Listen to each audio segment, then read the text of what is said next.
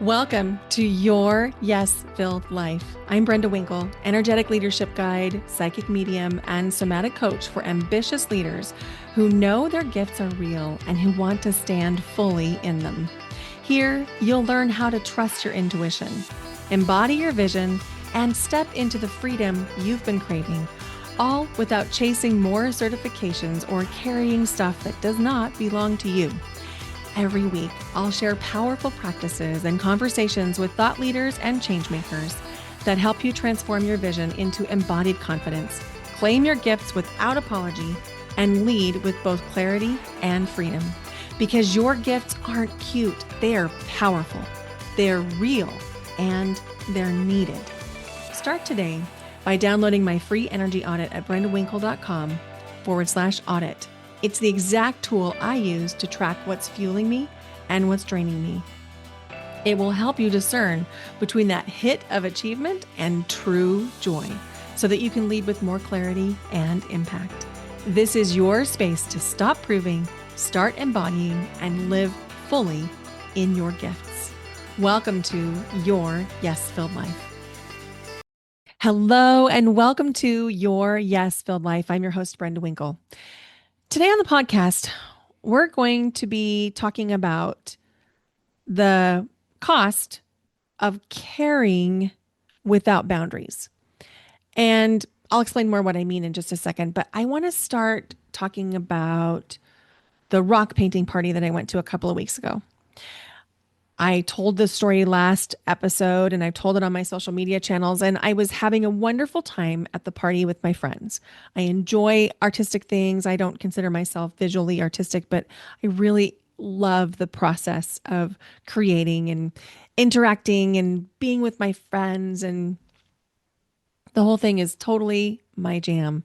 And then I noticed I was tired, and immediately my brain said, but the party isn't over. So 7 years ago, I would have stayed. And 20 years ago, I would have stayed, and then I would have helped clean up after the party. And I probably would have held emotional space, even though I didn't have capacity for it. And I would have been exhausted, depleted, resentful. And then, I'm not proud to admit this, but maybe you'll see yourself in this. I would have made it the other person's fault. And then I would have told myself that maybe I shouldn't be friends with that person anymore. And I'm like clenching my hands as I say this. If you're watching on YouTube, you probably noticed my knuckles turning white.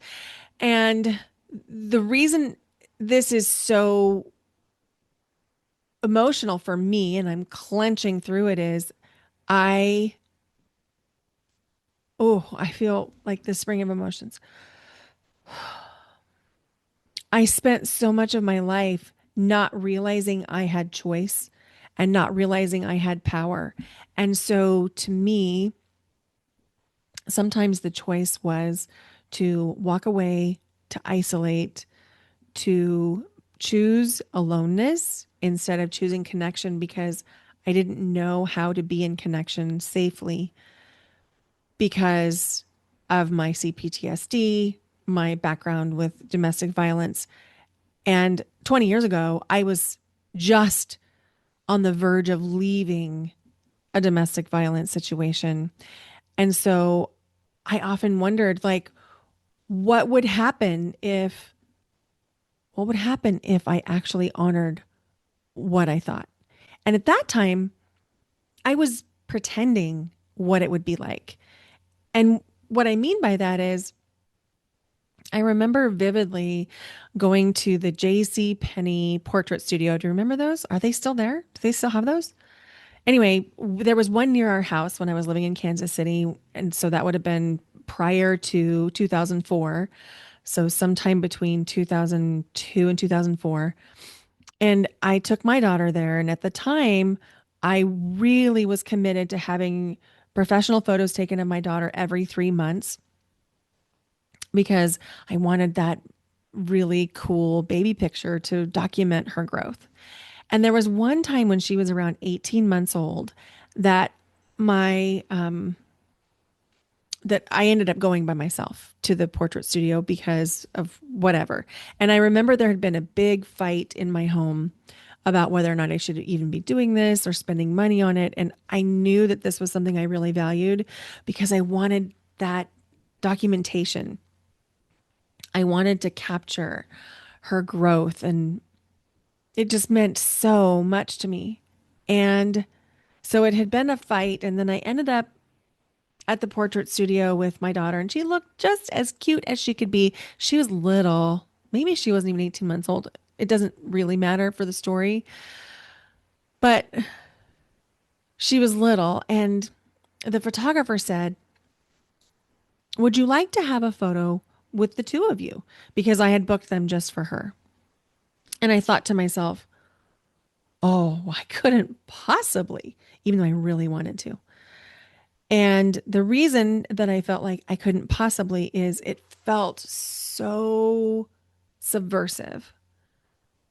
And it felt like admitting something that I had been considering, which was becoming a single mom.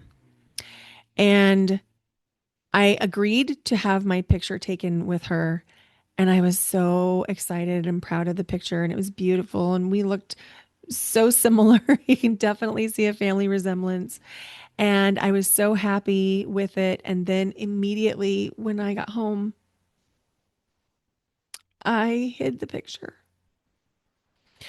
because I knew that it was going to really escalate the abuse and the violence that was present in my home. And so I hid the picture, but then I would get it out and look at it. And about, 2 or 3 weeks later, it was eating at me. And so I finally admitted, and it's a weird word choice, but that's what it felt like, that I had had this picture taken and showed my daughter's dad. And he didn't think anything of it, or if he did, he didn't say anything. And the reason I'm telling this story is that there's a part of you that knows exactly what needs to change. There was a part of me that knew exactly what needed to change. And there was a part of me that was really scared to make the change because I knew that if I actually reclaimed my power, I couldn't do it in that configuration. There are a lot of women that find themselves in situations that they know what needs to change, whether it's leaving a job that is not lighting you up, or maybe it's leaving a toxic job, or maybe it's leaving the marriage that is holding your growth back, that will not let you spread your wings or won't let you breathe anymore. Or maybe it's leaving the marriage that's outright abusive. Maybe it's leaving the friendship. Maybe it's leaving the town. Maybe it's finally admitting that you need help managing the finances. Maybe it's giving yourself the credit for the brilliance that you have as you create these new programs that can absolutely change lives, and finally stop playing small and trying to think that you need to hire some expert to formulate your app or formulate your program, when the truth is the brilliance is coming from within you. Whatever it is that you know needs to shift, you already know it. You don't need me or anyone else to tell you what needs to change. You already know. I knew that day in the JCPenney portrait studio that if I wanted my daughter to be healthy and safe and grow up, and if I wanted to find my own happiness and safety and peace, I knew that day that I was going to have to change. I knew that day I was going to have to leave that marriage, but I also was not ready. And so there is a phase in all of this where you're aware that a change is needed, but you're not ready to make it. And so I just want to normalize that. There's love for that. I teach in my coaching that there are 4 cycles of change. And one of those, not 4 cycles, 4 stages, 4 stages of change. And one of those stages is being aware that a change is needed. And we can stay there for years or decades. I was married for 14 years, and it wasn't like it was hearts and roses even at the beginning. There were problems before the wedding. You're probably crystal clear on what needs to change, but you're not willing to actually admit it even to yourself yet. And here's the thing, a lot of times we put this in a category of thinking, I want to be compassionate. I want to be kind. I want to be caring. Yes, me too. I don't want you to become less caring. I don't want you to become empathetic. I don't necessarily want you to blow up your life unless that's what you need to do. And in some cases, that is what needs to happen. But think about construction. Like there are some cases where you can go into a home or a building and you can remodel it. And you can tear out countertops and put in new countertops, and you can take out the old cabinets and you can put in new cabinets, and you can remodel bathrooms. And it is even better than the original when you're done. And there are some cases when you absolutely have to take it down to the ground. And there's room for both of those things in our lives. And you already know which one it is for you. Whether it's like, let's do the little remodel, let's redo things a little bit, let's zhuzh it up, or let's start fresh. And I really want you to hear that caring becomes expensive when you disappear. If you're not able to care and still continue to be part of the equation and prioritize your emotional safety, your physical safety, your ability to grow and evolve into the human that you're becoming. Because, by the way, we're all growing and evolving all the time. Change is the only constant. So, if you're not being allowed to change or evolve, that's a problem. And I'm reticent to use the word allowed because at a certain point, we're all sovereign beings and no one can allow or not allow us to do things. But a lot of times we give that power away. And when we do, we pay the price. So this has happened in my life, whether in different phases, whether it's career or relationships with friends, relationships with family, romantic partnerships. There's a point at which I recognize, oh, I'm the one that needs to change here. And this is not about making anyone bad or any situation bad. It is about being really honest with yourself and what price you are paying. I was listening to a podcast called The Spiritual Investor this week. I really enjoy this podcast. It's hosted by Elizabeth Ralph, and she was interviewing a coach named Karen Elrod. And Karen has been on multiple different podcasts that I listened to over the last couple of weeks, and she's a best-selling author of the book Gilded and Guilt Free, GILT, Guilt Free. And in the conversation between Elizabeth Ralph and Karen Elrod, the idea of freedom came up. Karen is quoted as having said something similar to, freedom begins at the point at which you stop agreeing to systems that rely on your self-abandonment. That was a mic drop moment. Caring becomes expensive when the cost of your care is you disappearing. And this happens in subtle ways. Like, for example, I have one client who's absolutely brilliant. I mean, probably genius level brilliant, trained as a physician, expert level businesswoman, owns a large successful company, and she is a fast thinker and a fast mover, and ideas just come in for her all the time. And the people around her can't always keep up. But that is not evidence that she's doing it wrong. It's just evidence that she's faster than the people around her. And the more she has learned to completely trust herself and the ideas that come in, the faster she has grown, the happier she is, the more satisfied and fulfilled she is. And the people around her oftentimes are having their heads spin because of the way that this woman can move through the world. She's moving at her own pace. She's moving at the speed of her own genius. And does that make people uncomfortable sometimes? Yeah, you bet it does. But that is not evidence of there actually being a problem.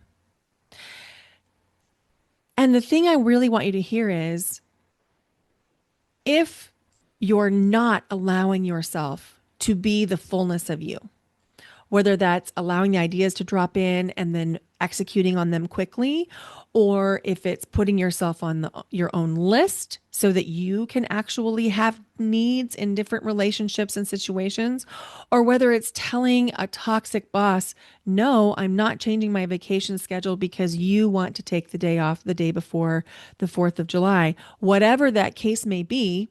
Those are all real stories that have come up in client calls this week.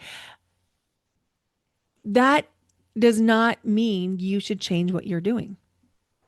Because we've talked about this, resentment is definitely a price that we pay when we have disappeared off of our own list. And the flip side of resentment, an unknown cost, and I've talked about this before, I'll talk about it again, is entitlement. And I'm going to tell you something. I'm an empath, which means I can track emotions. And an interesting fact is that the more I harnessed my own gift of empathy so that I wasn't crumbling under the weight of other people's emotions, the more my other forms of intuition began to come in. And I can tell you, I can track the relationship between resentment and entitlement. I can feel it.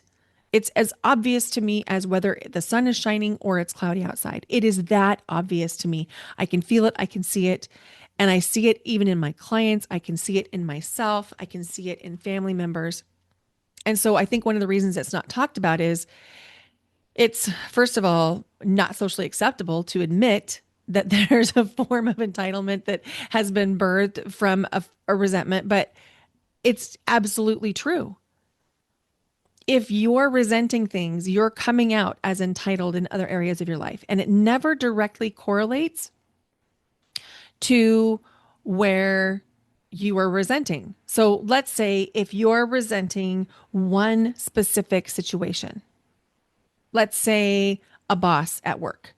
If you're resentful of that boss, the entitlement is not coming out towards the boss. The entitlement is coming out towards one of your coworkers, where maybe you're showing up a little bit late, or maybe you're not handing things in a way that is helpful. The entitlement and the resentment go hand in hand, but they come in and go out at different directions. And so a lot of times, if you're harboring resentment in one area of your life, you're creating problems in other areas of your lives. The other thing that can happen when you have allowed yourself to disappear as you care is you become hypervigilant. And you become hypervigilant because your nervous system is actually activated. Your nervous system is looking for a crisis. And the crisis that you're looking for is not because you actually want a crisis, it's because you probably can't handle another crisis. And so your body knows that, your nervous system knows that. And so instead of relaxing or letting yourself slow down or retraining your nervous system to be able to be calm, you continue to scan the room for the crisis because you want to make sure that you can handle it. You want to make sure you're ready. It's like a sports analogy. I'm not very sporty and athletic. I'm a dancer. I love yoga. I like to paddleboard. But if you throw a ball at my face, I am not going to catch that ball. I am going to block the ball. I'm going to protect my face. I'm going to make an X over my face every time. And I don't necessarily want to do that, but it's what I will do unless I duck. And sometimes I duck.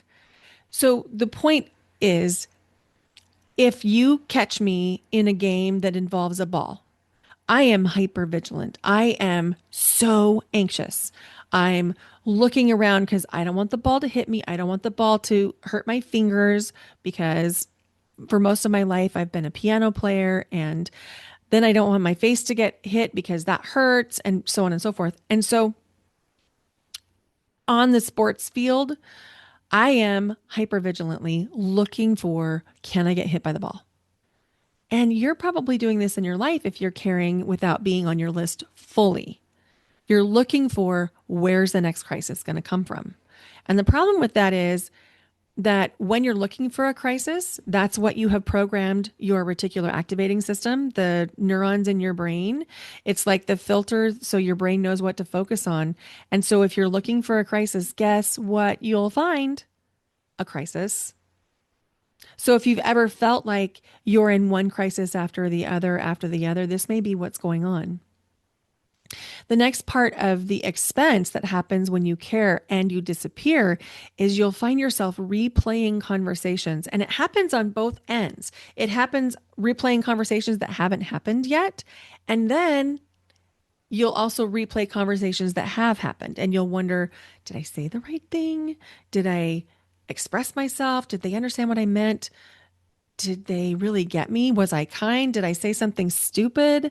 Oh my gosh, should I call them and say that I really meant this? What should I do?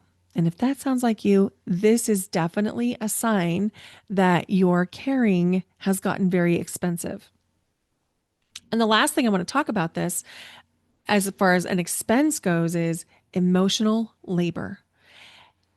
We do untold amounts of emotional labor as empaths.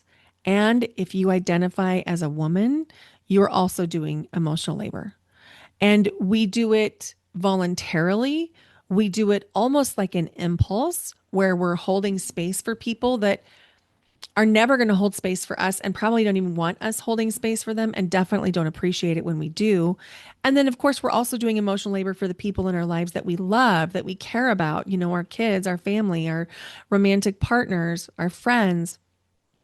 And between it all, the next time somebody calls you and they want to talk to you about something, you'll find yourself enraged, absolutely enraged, like, oh my gosh, I just can't solve one more problem for you today, even though you haven't talked to them all day and maybe you haven't talked to them in a week. And now they're trying to confide in you, but you have no space left. You're depleted and you feel irritated and enraged. It's not a sign that something's wrong with the friendship, although that could be true. It's more likely a sign that you're at capacity with emotional labor. Self trust changes how that compassion feels. And when I say self trust, I want to be really clear. The self trust that I'm mentioning is grounded, it is steady, it's neutral, it is relaxed in a way, and it just feels easy and simple. It is not trusting in the chatter of a racing mind. That's not self trust. Self trust is a knowingness that you can honor what you feel, that there's truth in it. That's self trust. It's understanding you can really rely on your intuition, on the knowing that you have, on honoring the sensations that you have. In fact, creating space to notice, are you hungry? Are you thirsty? Do you have to go to the bathroom? So, my client Jill, and you're going to get to hear from Jill very soon on the podcast. We've already recorded our episode. I'm so excited for you to hear from her. She is brilliant. She's a former music educator. She is a current sound healer. And she has been doing a lot of inner work to really trust herself, to reclaim her own power, to use the framework of the power program in her daily life. And she has not become less generous. In fact, she's actually more generous. She's more helpful. She's even more kind. I didn't even know if that could be possible because she's so kind. But she stopped apologizing. She stopped asking for permission.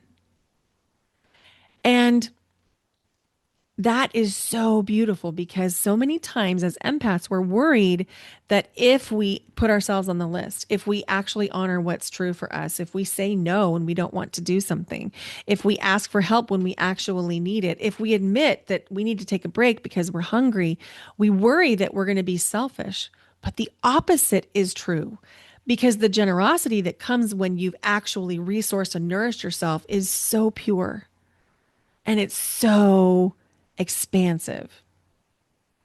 And so I want to talk about how this has impacted me. I was really scared too that if I learned to trust myself, if I honored my own needs, if I put myself first, I was worried I was going to be selfish. But I still make soup and take it over to sick friends. I still offer to sit with my friends while their loved ones are in surgery. I actually gave away a purse I really loved that I had gotten at a retreat. And I had gotten it at a retreat with a friend. We had each gotten the same purse at this retreat. And then her house was destroyed when two 100-foot tall fir trees fell on the house, crushed it. They lost everything. And I gave her my purse because it was one thing I could do. I couldn't lift the tree off her house. I couldn't replace all the contents, but I could give her a purse she loved. I'm actually way more generous now because I have capacity to be generous because I'm on my own list. So the power program came because I needed it. I needed a framework to stay rooted in myself. And power is an acronym that stands for presence, optimize, wisdom, embodiment, renew. And the thing about working the framework of power is that you're going to become the same person, but feel so much better. And also, you'll become completely new because the person a year after power still cares deeply, still notices people's emotions because she hasn't lost her empathy, but she also leaves the party when she's tired and she stops replaying conversations for hours and she doesn't feel responsible for everyone's emotions or reactions to decisions or circumstances that are beyond her control. And the person a year after power can disappoint someone and sit in that discomfort of the disappointment without abandoning herself. That's the outcome of power. You can maintain your deep compassion and empathy because the goal is not to care less. It's to stop leaving yourself out of the care. Your compassion, your empathy doesn't have to cost you connection to yourself. If you have spent years trying to become less sensitive, I don't think that's actually your work. I think your work is learning how to stay connected to yourself while remaining beautifully compassionate. And that's why I created Power, not to change who you were, but to help you become more fully yourself. And here's what I want to tell you. I have always felt a deep connection to my intuition. But until I began to put myself on my own list and I began to harness my empathy so that my empathy did not harness me, my other intuitive gifts skyrocketed. I'm not carrying around everybody else's emotions, everybody else's problems. I'm clear. I still care for people. I care about people. I show up for people. I show up for the people in my life, but I don't take on responsibility that's not mine. And I should probably say, when I do take on responsibility that's not mine, I course correct it quickly. Because as an empath, that still is my work. It's not like I get this right 100% of the time. There's a reason I created a framework. It's because I teach what I most need to know. So if you're looking for a guru, keep looking. That's not going to be me. I don't want to be on a pedestal for a lot of reasons. Number one, I don't want the pedestal because if I'm on the pedestal, eventually I'm going to fall off that pedestal for you. So I want you to know I am deeply human.